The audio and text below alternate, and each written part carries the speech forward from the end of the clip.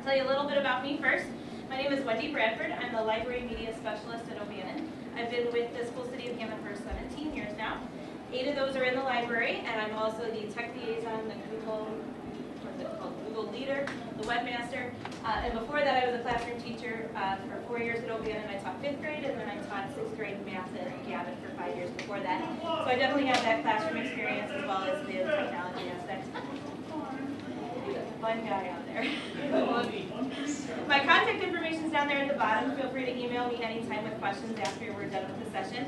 And you don't have to copy all of this down. I'm the kind of person when I go to these tech conferences, I have to write down everything because I am not naturally tech savvy. I get better at it as I go, but I have to write everything down, or when I get home I totally forget what I learned, or I forgot, well, where did they find that, or how do you do that? So I took the time to write out all those directions for you, and I'm going to share those with you, and you'll have them, so you don't have to write down any steps unless you really think you need to in order to process it. And then this actual presentation that I'm doing is going to be shared with you as well as some other information, so don't feel like you have to write everything out as we go. Are you familiar with Google Classroom? Some of you, yes, some of you know. All right, I'm going to skip this page, go right into the directions of how to get to your Google Classroom. So you're going to do this with me now if you haven't already. You're going to log into your Google Drive. Then up at the very top of it, you're going to go to the 9 squares. That's called the waffle.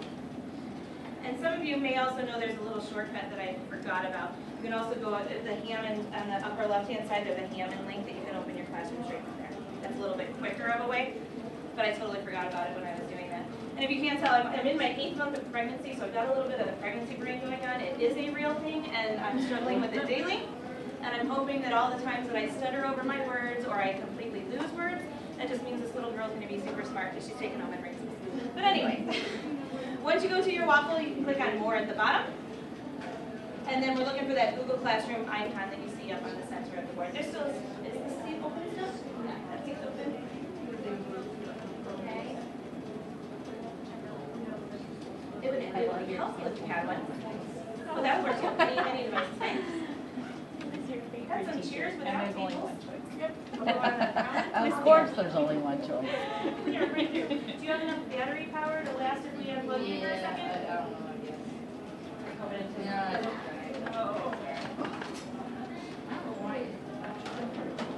Is that a new problem? Take that up with your text. I think we gotta get that fixed for you. Okay. Yeah. So we all gotten to our classroom part? Should look something like that. In the upper right hand corner you should see a plus. We're going to click on Join Class. And then you'll enter in that code that's there. That's going to give you access to all of the resources that I have there already.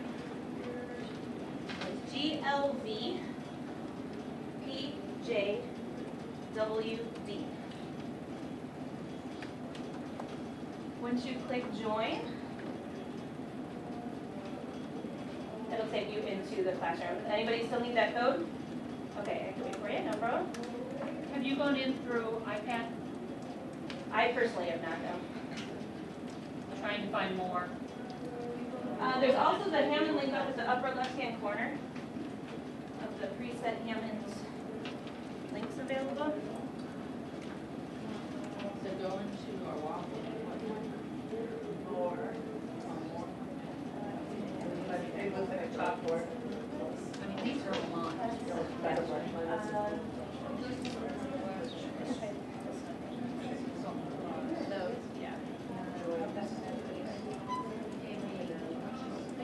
Yeah, those are all, that's all just your document driving. Anybody familiar with iPads and getting to a classroom?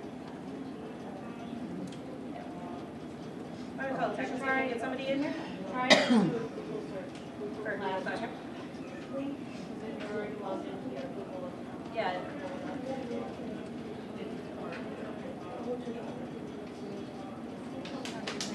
Let me call somebody and see if they can come help you out. That way we can keep going with things.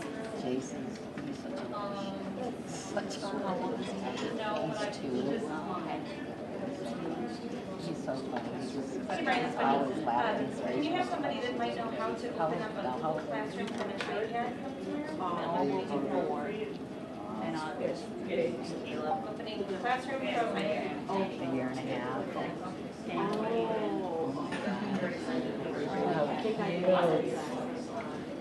What 32? Oh, here's Okay, something thanks. Skylar got. Okay, so we're gonna go ahead and move on. They're gonna try to send us somebody, okay?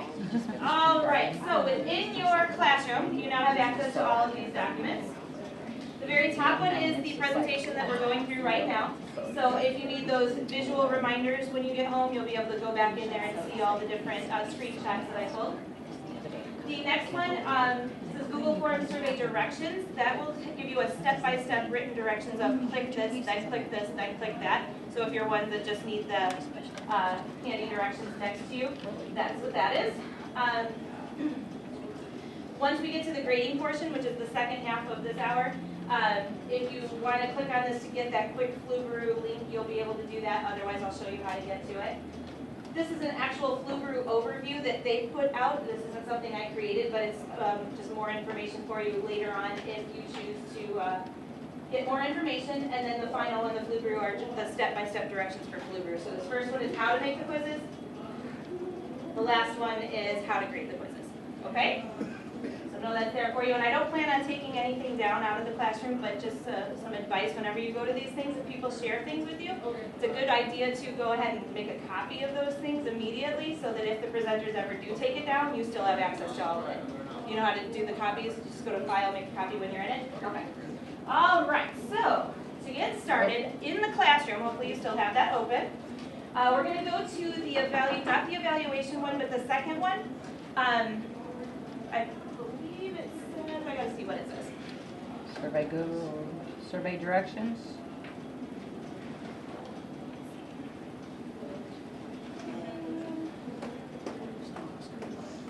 It's going to say, please take this brief survey and results will be used during this session. We want to click on that link right there. It's just 3 little questions, I think. Please be honest with everything except your name. If you don't want your name known, it's totally fine. Make up a name. You can be Mickey Mouse if you want. It doesn't matter to me. But we're going to actually use that when we get to the Flubaroo section. So we need some real data to work with. Then you're just going to click on this one. Don't worry about the second part yet. I'll show you that one later. So click on the Google Forms, create and analyze surveys for free, and take that quick survey. It should just take a couple of seconds, hopefully. And while you're doing that, I've got the results sheet showing, so as you're submitting the form, you can see how quickly the results come in. It's real time. So far we've already had 13 people submit their results. I didn't have people putting in what grade level they're working with. Didn't ask that question? Oh, I messed with it during the break in between, and I must have changed it. So. Okay, that's right.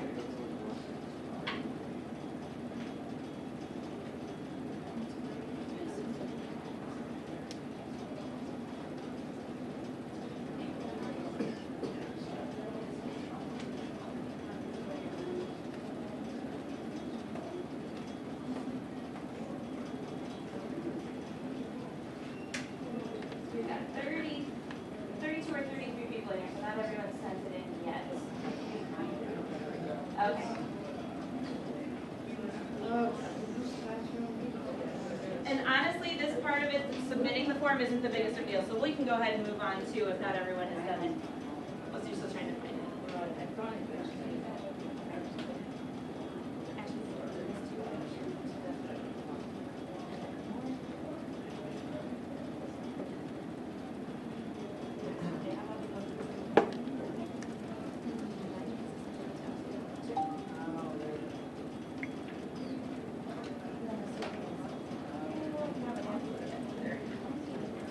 Yeah, so you're like, I have a gap right there.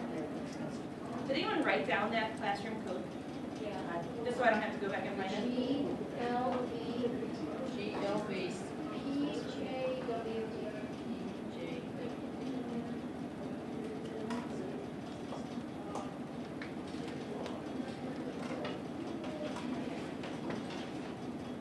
And it's fine if people continue to add things in after we move on. So keep doing it if you want to, or if it's not as that big of a deal if you have it entered. Here you go to where?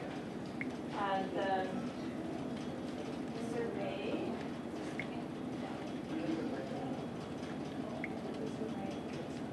Okay.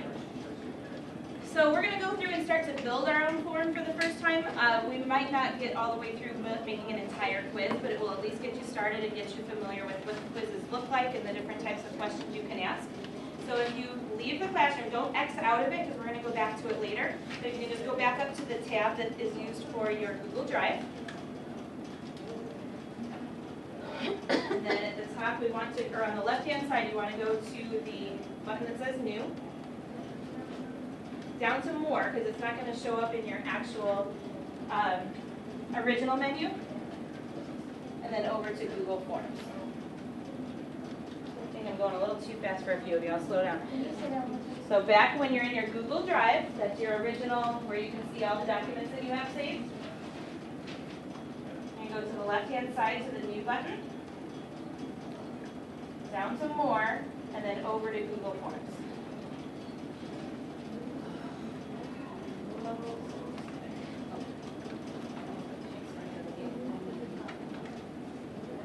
More. Straight over to Google Forms. Straight over to Google Forms. Yeah, a wireless mouse will help you, I promise you. Or even if you just have one with a USB, it'll help. Okay, you're all good to go.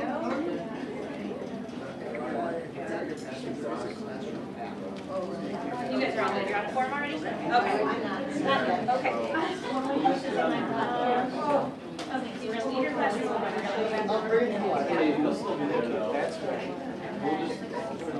He never stops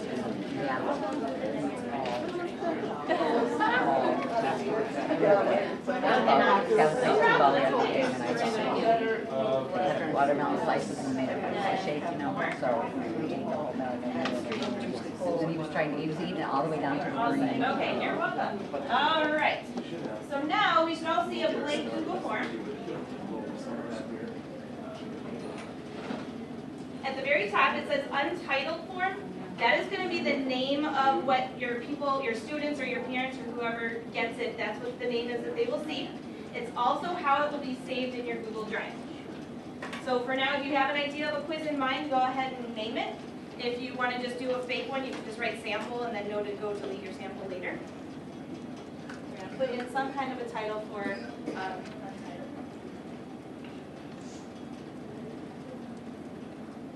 You just want to click where it says Untitled Form and put a name in there.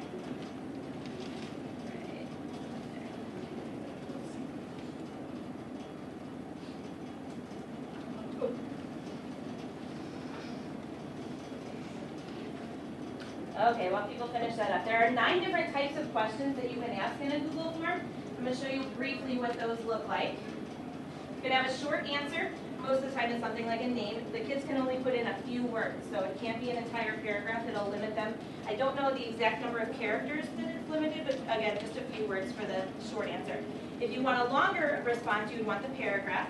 They will accept many paragraphs, so they don't have an actual character limit that they've made known to people, but people have submitted multiple paragraph essays and they've had no problem with that. So if you want your kids to do essays, they can try and do it in there. Then there's the multiple choice questions where they can only choose one option as an answer. There's check boxes where they can choose multiple answers. And notice at the bottom, that one has an example where there's an other, and then it has a text box after it. You'll see when we go to add things in that is a possibility, where the kids can then type in their own responses too if it goes beyond what you have provided.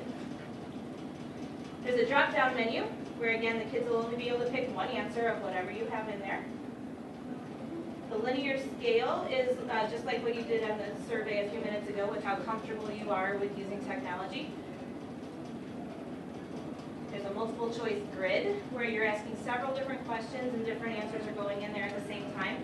And I know this showed up on the iStep this year, so this might be the kind of thing that you'd want to even create practice problems so that the kids could get used to that kind of a format, because I think that was a little bit different for them this year. They weren't really used to that.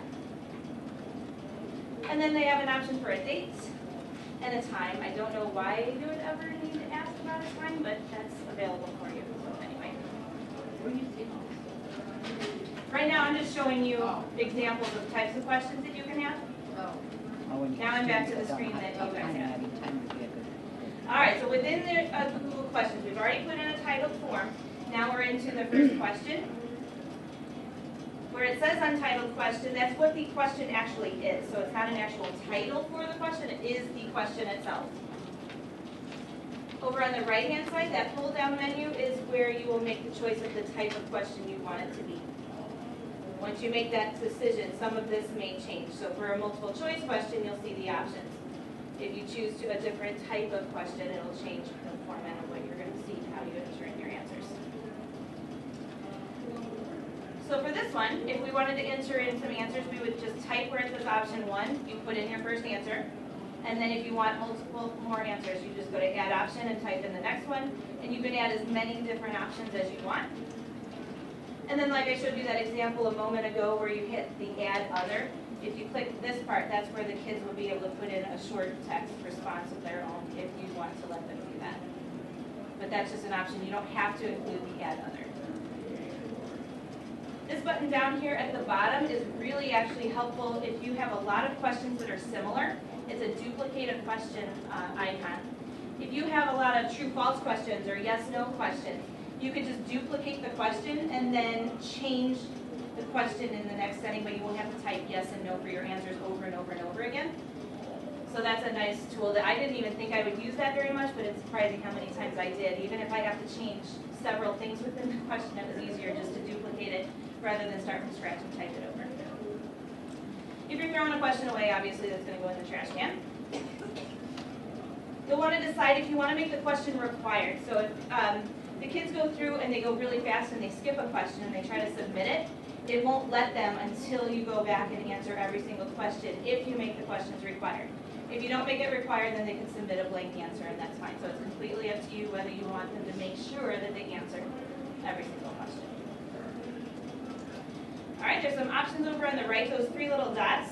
If you click on those, it would look like this. For the description part, that is like on that survey that you just took at the beginning where I said, give me a second, I gotta remember what it said.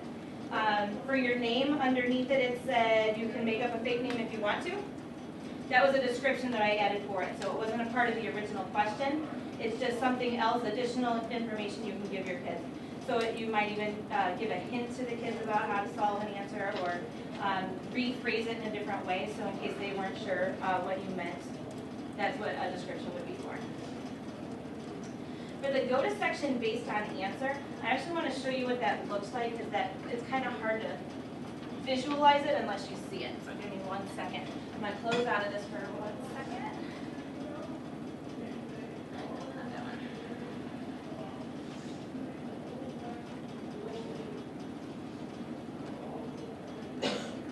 Okay, we did a whole school survey off of a book that we read in our school. And so when the kids took their survey to answer the questions, they had to first select their grade. Once they select their grade, it would take them to a specific sheet of just those teachers. So that way the kids weren't going through and selecting from 30 different teachers, they're selecting from a smaller group. And that's a lot easier for your little kids to deal with. Like if I'm a kindergartner, I can find the kindergarten, and then I could find my teacher in that small list of 4 names. But if if I'm 5 years old and I'm looking through 30 names, it's going to be kind of hard. So this is one where you can divide it into sections to make it a little bit easier. And then after this, it took them back to the regular survey and everybody's answering the same questions. So that's just an example of when you might use that.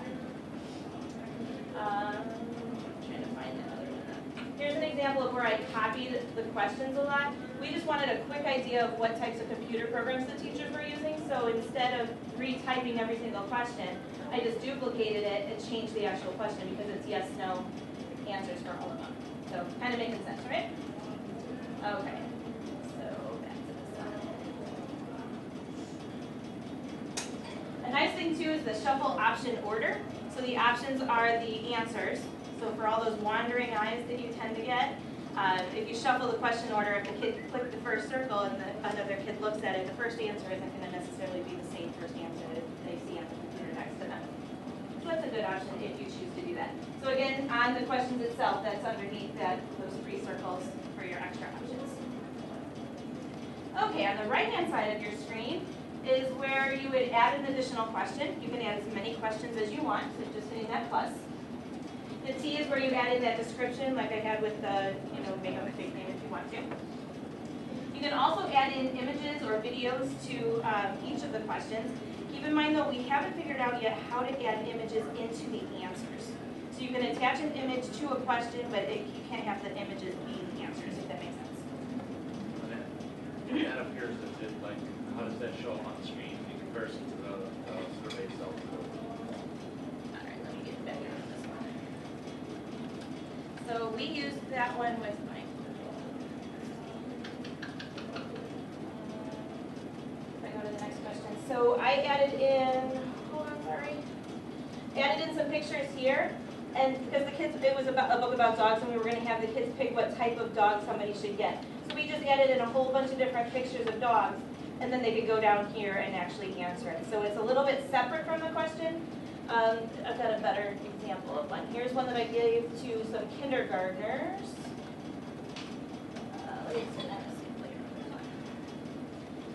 Okay, so we put in the picture of a circle and then asked them, what is this shape? So I just added in an image there, and then they were able to answer it that way. Our videos a lot like that too. It will go right in there with the question.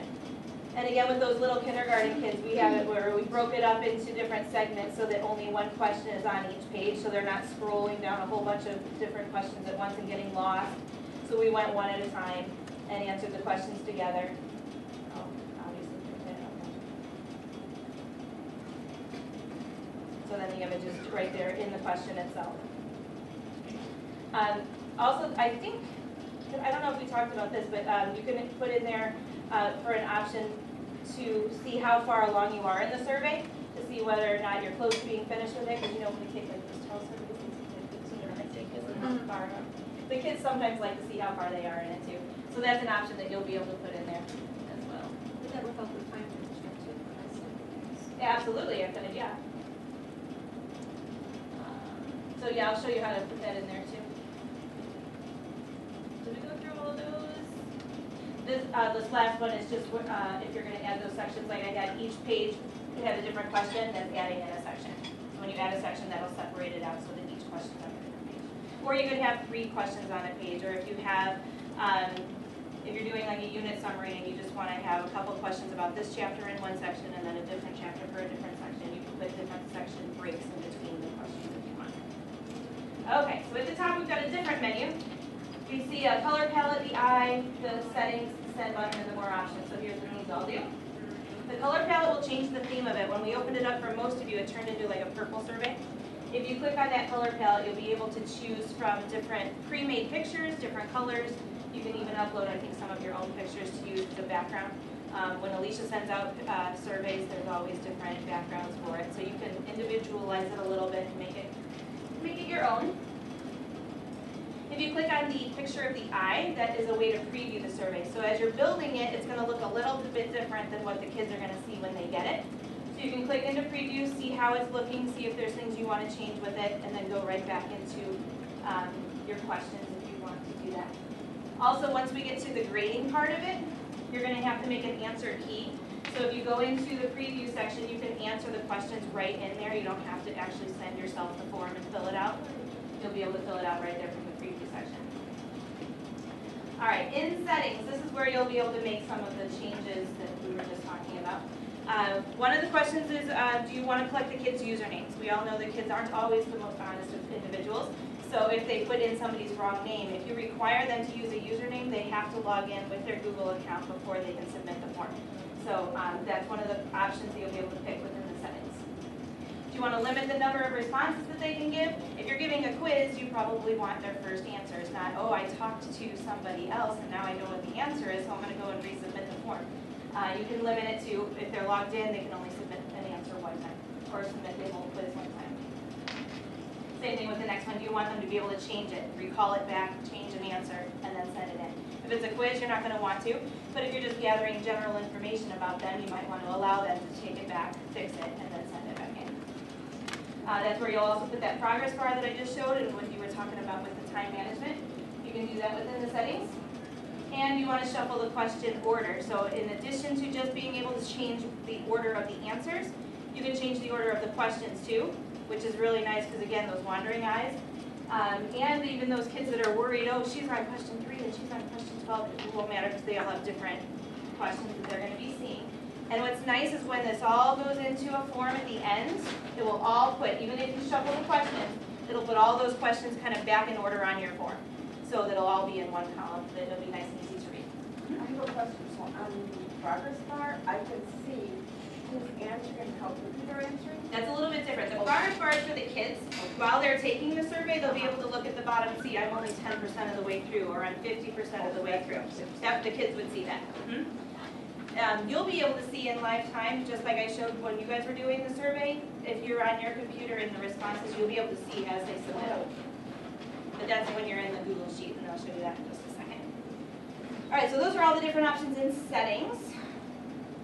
Then up at the top still, there's those 3 bars, that's more options still. If you're working in a team of people, you'll be able to add collaborators where several teachers are working on the same quiz where you can be building it and changing it together. And there's also a way you can make a copy of it too. So you can work on it together and then make a copy where you each have your own. Or at the end of the year, if you want to keep all of your answers and keep all your things from this year, but you want to make a separate copy for next year's kids, you can always make a copy in there from that, from your more options button. I think that's the most important stuff from that page. All right, once your form is all ready to go and you're ready to send it out, you can send it in 3 different ways. You can send it in an email, a link, or embed it. So here's how you'll do that. Up at the top, you'll see that send button. And then the first option that comes up is your email. It looks like a little envelope. And you'll be able to enter individual email addresses there. And the rest of it just looks like a regular email. Put in your subject, put in your message. I've had issues when I try to include the form in the email. When people send it back, it kind of messes up for me. I don't know if I'm just not doing something right. That's up to you if you choose to do that. But by sending it without clicking that, then they'll go into the link and they'll fill out the form just like it looks when you do the preview. Otherwise, it's in the email itself. They never see your form. They don't see all the cutesy stuff you did with picking a theme or whatever. So I like to have them go to the actual form to do it. But again, that's up to you. It's a choice you make. The next option is just to send a link. So if they don't have email, like our primary or our elementary kids wouldn't be able to get an email, so you can send them a link by doing it this way. Change it to the paperclip, and then you can either copy this link or shorten the URL to something much more manageable. And then you can either copy and paste it onto a school website or into any other way that you communicate with your kids, or today's Meet or something else if you are familiar with that. Or because it's shortened, some of them could probably handle typing that in, except it would take a little bit more time. But shortened URL is a possibility. And if you have a class website, you could always just embed it on that website as well, and the form's ready to go for you. So those are all your different options for sending. Now seeing the results, and this is where it gets fun. At least I think it's kind of fun. So at the top, you were in questions as you're building it. Then you want to see the responses, and that's, I'm going to close out of this one more time so you can see a little bit better. I'm going to go into our results that you guys just made. Sorry. So here's the questions as we were building it. If I go into the responses, I'm going to be able to see the people that actually responded, but then when I scroll down, it gets so much more awesome because it immediately will make some charts for you. It's going to break down into your answers. You'll be able to see the percentages that are there for each of the different answers that they gave. And I feel bad for that first one. I lost one of the questions. It was saying how many intermediate people we had versus primary or something like that. But I didn't have to do anything. Just by making the form itself, it's automatically going to do that for you as soon as you hit responses. So that's pretty fantastic. That's not even going into the spreadsheet. Does it tell you which students answered? If I go into individual up here, I'll then be able to see which person, so like this first one is the key. Let's go to the next one. So I've got all 50 of them up here, and I can go and see every single person's quiz. So here's number 2, Donna put this answer. And then number 3, I can see that NH put these answers in. So that's kind of nice. So you can do a summary of everybody or individual. In order to get to our spreadsheet then, we want to take all those answers and put them into one nice spreadsheet. You'll go to this little green plus up here. And then it's going to make it look like that, where you can see what the question was, you can see what the person answered, You see the time that it was all submitted. What's nice too is with the time submission, especially for our middle or high school kids, if you have a set deadline as to when they have to finish something, you'll have proof right there that, oh, you submitted it late because it has a timestamp automatically for you. Okay. Also, with the kids turning things in late, on this sheet, you're also able to just turn off that you're able to accept responses. So they can be filling it out and they can try to submit it, but if it's overdue, you can always cut it off and they won't be allowed to submit it anymore.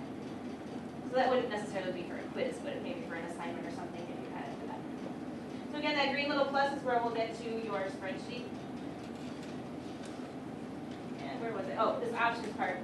Those 3 more buttons. Those 3 buttons show up on so many different screens, so just be aware that they're always there. But what's nice about this one is that you can have it email you notifications for new responses. Now, if you do a quiz, you're not going to want to do that because then every time you get a kid submission, you're going to get 30 emails. That's what kind of waste your time. But if you ever have a form, for instance, in the library at Oban and I have a form that people can fill out if they have a recommendation for a new book that they'd like to see in the library for next year. They can fill it out. I'm not going to go into that spreadsheet every day to check to see if anybody's answered it because I might get one in February, I might get one in April. So I can have it send me an email, and then when I see that, I'm like, oh, I'll go check out and see what it is that people put in there. So that's kind of nice for those ones that are ongoing, not those immediate ones that you get. I think that's it for that one. At the bottom, if you were to delete all the responses, you'd be able to then start over with next year's kids. You could use the exact same form again if you don't want last year's results. Just delete it all and then start over. All right. So I think already you probably have some ideas of how you can use it in your classroom, but here's just some other ideas to maybe get you thinking a little bit. You can do get to know you activities at the beginning of the year, which I have an example of. I can show you. I used it with one of my reading groups that I did last year. Tests, obviously. Data collection for math projects. You can do it for voting. We had a 5th grade teacher this past year at my school who did her end of the year award things where it was like the most likely to succeed or the most artistic, and then she had the kids go in and vote, and then it will tabulate all the results for you without having to go and do all those tallies, which takes a long time. You can even have a 1-question quiz and use it as an exit slip. Self-evaluations, book reviews, website evaluations, the list goes on. There's so many different possibilities. You can even use the forms with your parents. If you have a Google Classroom, you can share that with your parents, or you can send them the links if they have actual email addresses that they've given to you, but you can gather their contact information that way and keep it all in one nice place.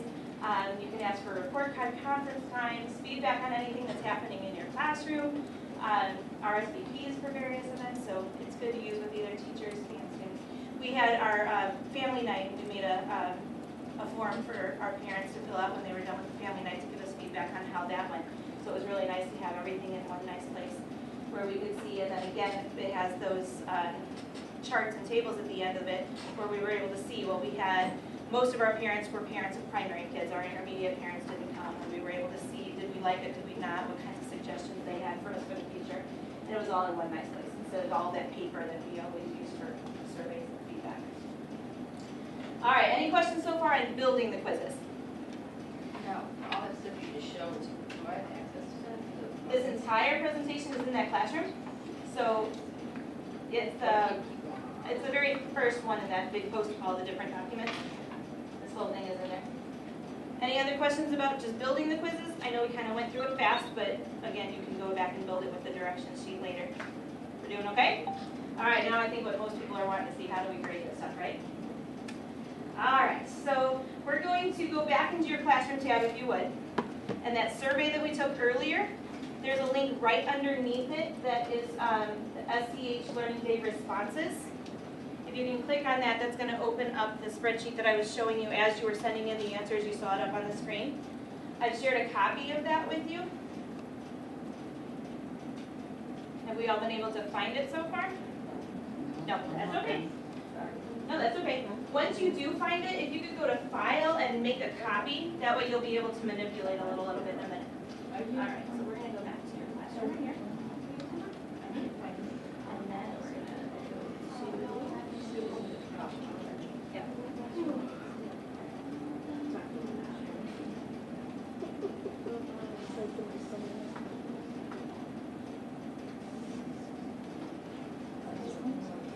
Here, there.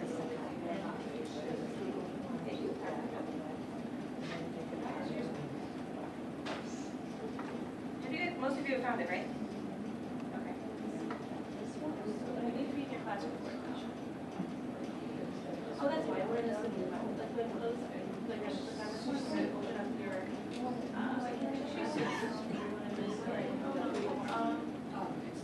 have you ever joined it? Oh, yeah, this is Would you like to? Anybody else not able to join it? Yeah, I didn't. Okay.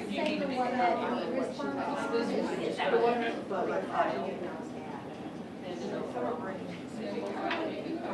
Yes. What do you have to do to get the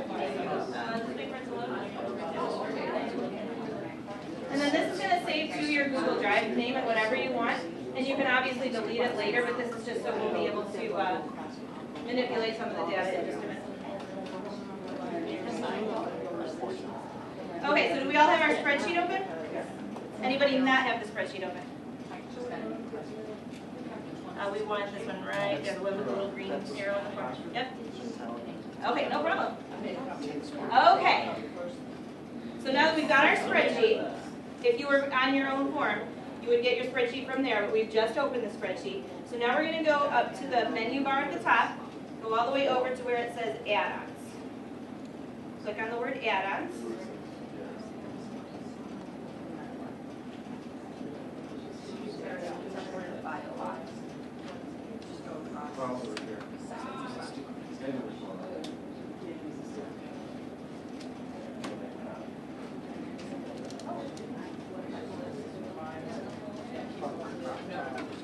Once you've clicked on the word add-ons, you want to do a search for Flubaroo, unless you already have it installed.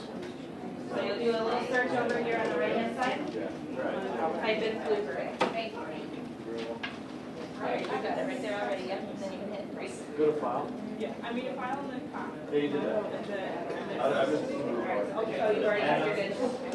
You want to scroll to the bottom and add it out. Yep. You already got it. And you should be good now. Yeah, you already had it. Yeah, you got it. Anybody else need some help getting into it? Okay, sorry. Oh, no, you're fine. We want to make a copy first, because it's due right now. This year, whenever you stuff, I was doing the spreadsheet. They just have to go and try to grade them. Once it loads, then you add on. Sure, no problem.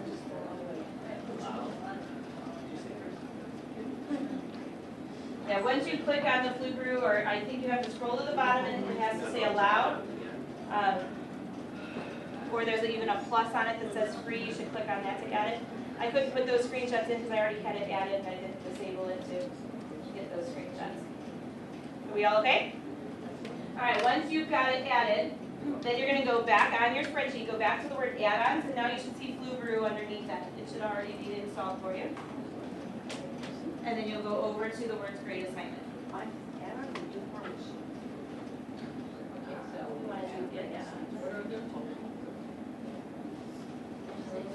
Type in the word Flubaroo, F-L-U-B-A-R-O-O.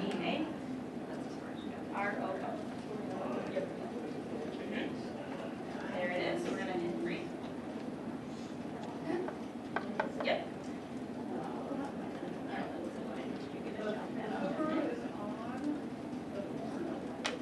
Did you get it? There it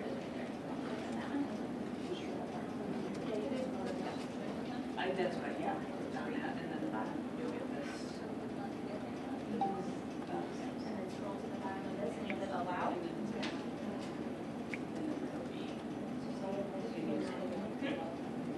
Oh, well, that ended up fine. All right, so once you got it added again, we want to go back to add-ons, Flubaroo, and grade assignment. So it should take you to a screen that looks like that, pretty close to that. So again, you're in. Go back to add-ons, go to the word Flubaroo, which should be there now because we've just added it, and then over to grade assignment. Okay, so now when we're on this one, there's only 2 steps to setting up a Flubaroo grading thing, so it's kind of nice. For step 1, you have to decide who the student is. You have to have one of those columns be the identifier. So whenever you make a quiz that you're going to intend to be graded, make sure one of your questions is like a name don't use the student username that automatically comes in. You actually want to have them type their name in there, and then that'll be your identifier.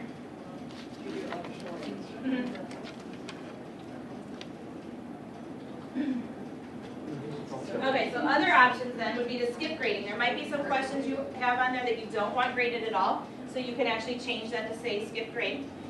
Normal grading is the one that will be used to tabulate an actual score.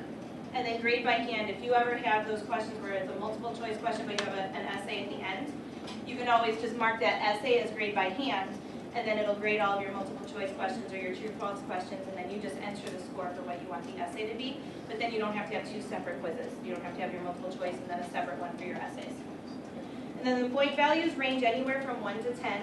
Each question can have a different value. It's completely up to you if you want to weight it differently, or all the questions can be the same.